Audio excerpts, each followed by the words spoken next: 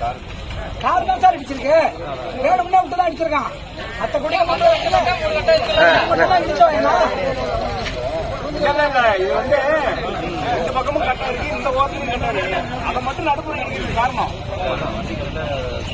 அதை வேணும்னே பண்ணிருக்கான் சார். ஆளு இப்ப இதை கண்டுபிடிச்சிருவோம். அதெல்லாம் எங்களுக்கு கொண்டு அதெல்லாம் நாங்க கண்டுபிடிச்சிருவோம். நாங்க பாக்குறோம் என்னன்னு பாக்குறோம். பந்தலூர் கடத்தல சிசிடிவி கேமரா இருக்கு. அதெல்லாம் உடைச்சவன ஏன் நடவடிக்கை எடுக்கல? இருக்குல்ல கேமரா இருக்கு பாருங்க.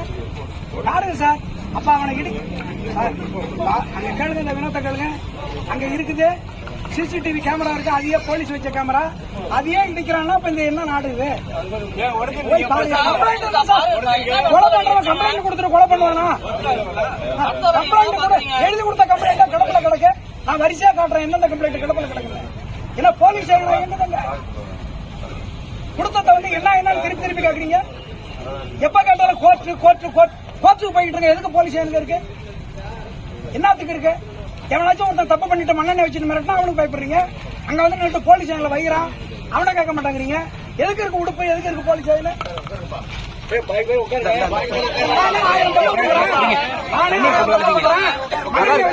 விட்டுறீங்களா? இதெல்லாம் ஒரு குழப்பா? ரொம்ப வருத்தமா இருக்கு சார் உங்கள்கிட்ட பேசுறதுக்கு. பந்தலூர் போலீஸ் கிடையாதுங்க. போலீஸ் எடுத்தா பெரிய ஐஜி மாதிரி எடுக்கிறதே கிடையாது. எல்லாம் ஐஜி அங்க இருக்கிறவங்க பூரா